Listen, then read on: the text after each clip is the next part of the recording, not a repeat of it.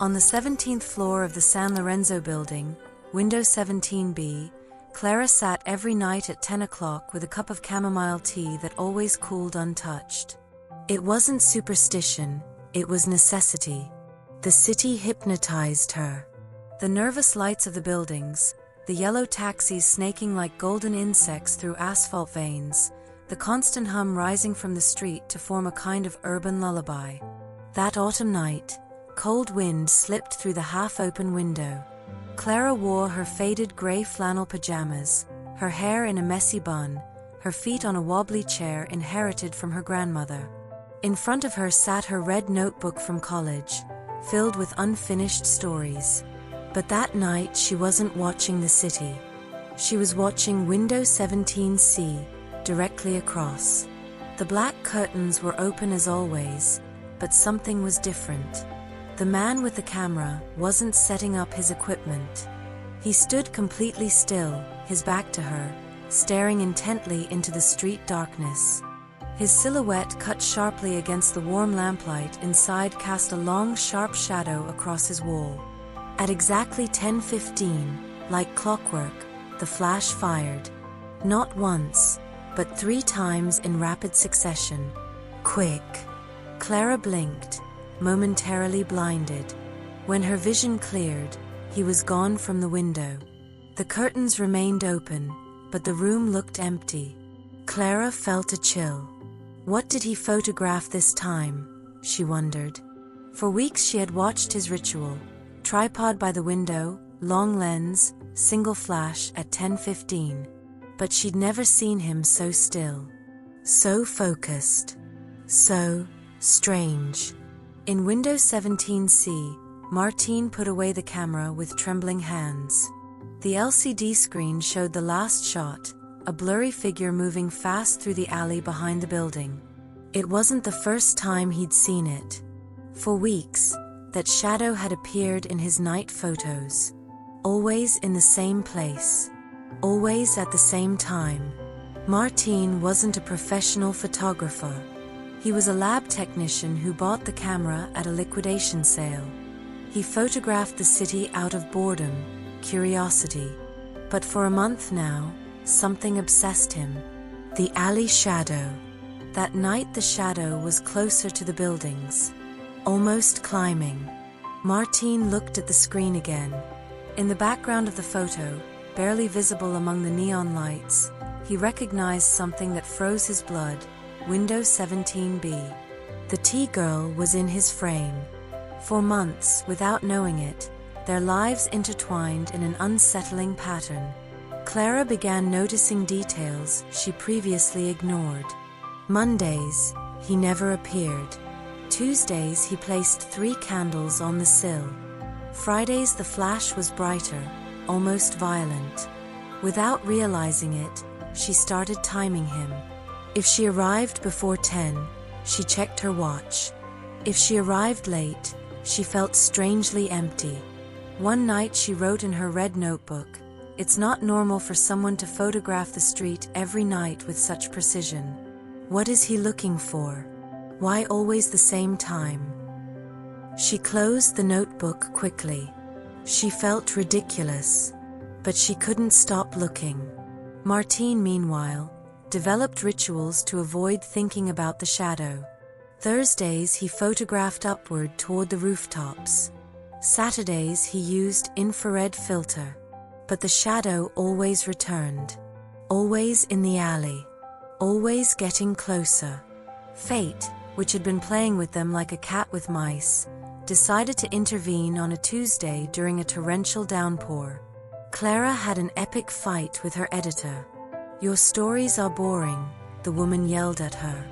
"People want suspense, not window melancholy." Furious, Clara decided to go out.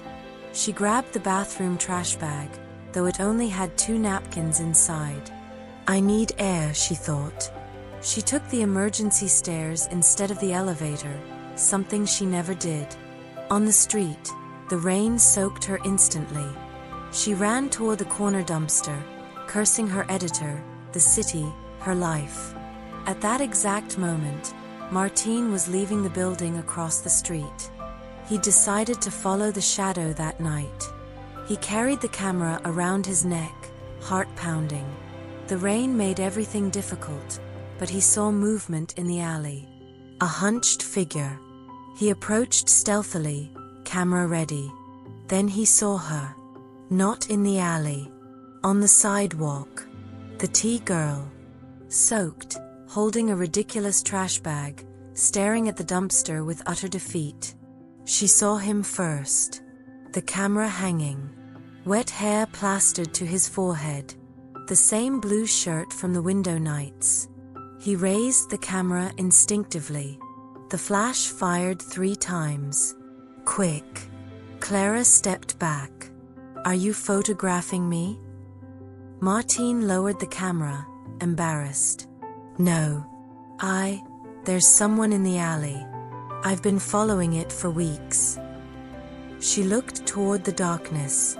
What alley? He pointed. She looked. She saw nothing, but she felt something. A cold that wasn't from the rain. Want to see?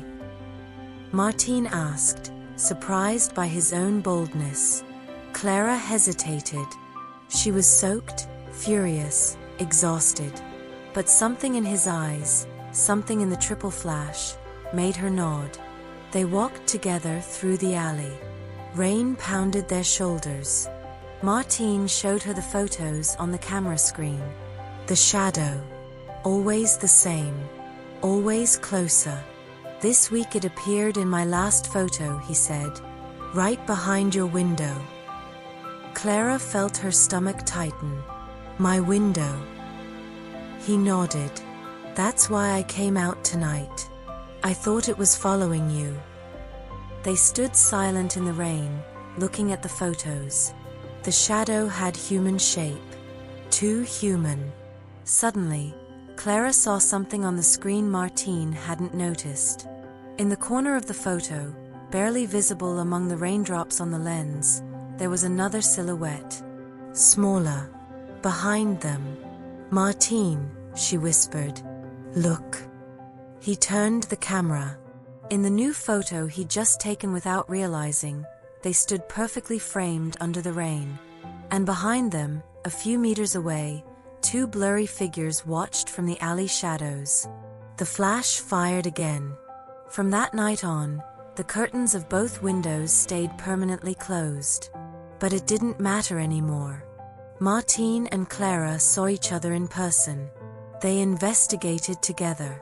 The photos showed more shadows every night. Always closer. Always watching them. Clara finished her first suspense novel.